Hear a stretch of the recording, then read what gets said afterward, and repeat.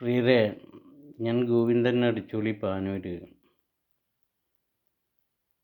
നമ്മുടെ അർജുനൻ ഗംഗാവാലിപ്പുഴയുടെ അടിയിലമർന്നിട്ട് ഇന്നേക്ക് 13-ാം നാളാണ്. നമ്മുടെ എല്ലാ കഴിവുകളും പ്രയോഗിച്ചു നോക്കിയിട്ടും അർജുനനെ കരക്കെത്തിക്കാൻ കഴിയുന്നില്ല.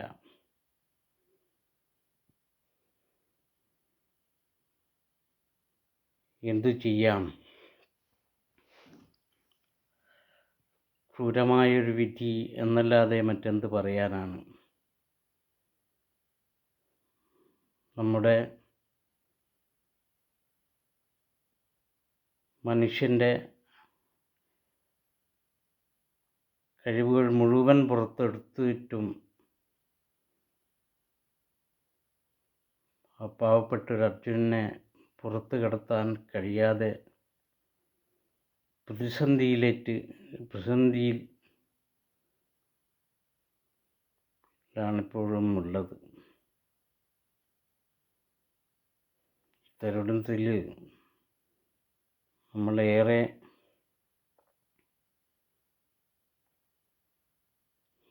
ഇന്നും ഓർത്തു വയ്ക്കേണ്ട പല പേരുകളുണ്ട്.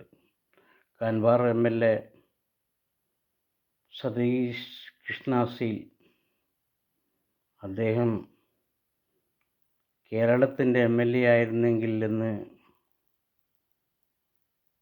ചിന്തിച്ചു പോകുന്ന ദിനങ്ങളാണ് കഴിഞ്ഞു പോയത്.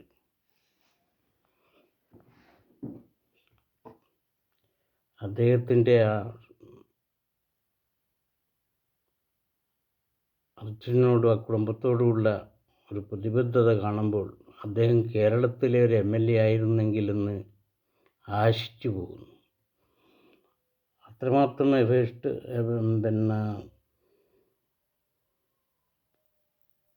അർജുനന് വേണ്ടി അദ്ദേഹം പ്രവർത്തിക്കുന്നുണ്ട്. അതുപോലെ നമ്മുടെ മാധ്യമങ്ങൾ, അവരുടെ പ്രവർത്തനവും ശ്ലാഘനീയമാണ്. പിന്നെ റിപ്പോർട്ടർ ചാനൽ അർജുനന് മാത്രം വേണ്ടി എന്നും വാർത്തകൾ അവിടെ നിന്ന് ശേഖരിച്ച് വിടുകയാണ്.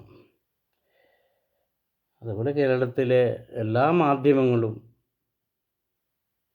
ഒരേ അർജുനൻ പുറത്തു വരാൻ വേണ്ടിയിട്ട് ജീവൻ കയ്യിൽ പിടിച്ചു അവിടെ നിന്ന് വാർത്തകൾ റിപ്പോർട്ട് ചെയ്യുന്നുണ്ട്. കേരളം ഒന്നടങ്കം പ്രാർത്ഥനയിലുമാണ് അർജുന നീ വന്നെങ്കിലെന്നുള്ളത്. എന്തൊക്കെയായാലും നമ്മുടെ പ്രതീക്ഷകൾ മങ്ങലേൽക്കുന്നു എന്നാണ് ഇപ്പോൾ ചിന്തിച്ചു പോകുന്നത്.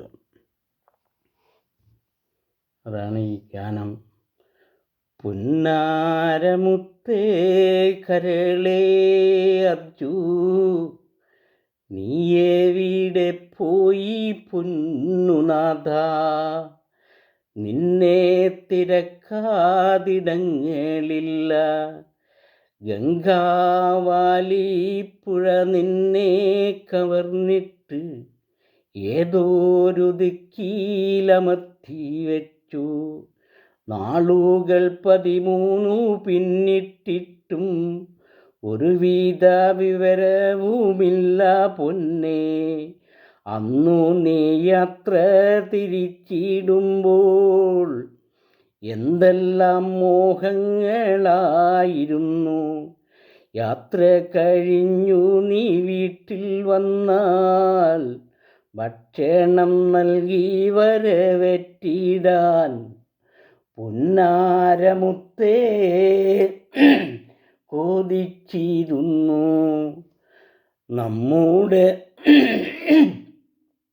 നമ്മുടെ പൊന്നുമോനെന്നുമെന്നും നിന്നെ തിരക്കി തളർന്നു പോയി. എന്തു മറുപടി ചൊല്ലും മുത്തേ, ജീവിതം കരയിലടിപ്പിച്ചിടാൻ ആനന്ദമോടെ നീ പോയതല്ലേ. നമ്മുടെ അച്ഛൻ അമ്മ പെങ്ങൾ നീറിക്കഴിയുന്നുണ്ടെന്നുമെന്നും. ഞങ്ങൾക്ക് ഏറെ പ്രതീക്ഷയുണ്ട്. നാളുകളെത്ര കൊഴിഞ്ഞാൽ പോലും പ്രതിബന്ധങ്ങളെല്ലാം തട്ടി മാറ്റി ഞങ്ങൾക്കരികിൽ നീ എത്തുമെന്ന്. അന്നു ഞാൻ നിന്നെ വാരി പുണർന്നിട്ട് മുത്തങ്ങൾ നൽകിയിട്ട് മൂടും മുത്തേ. ഭാര്യയും ഭർത്താവുമായുള്ള ബന്ധങ്ങൾ അറ്റുപോകാതുള്ള കണ്ണിയാണ്. സ്നേഹവും കരുതലും നൽകി എന്നെ പൊന്നുപോലെ നീയും നോക്കിയിട്ടുണ്ട്. ഇനിയുള്ള ജീവിത ദിശകളെല്ലാം നിന്നുടെ ഓർമ്മകൾ മാത്രമാകും. നീയില്ലാതുള്ളൊരു ജീവിതത്തെപ്പറ്റി ചിന്തിക്കുവാൻ പോലും സാധ്യമല്ല. ഞാനും നമ്മുടെ പൊന്നുമോനും നിന്നെയും കാത്തിട്ടിരിക്കും പൊന്നേ. നന്ദി.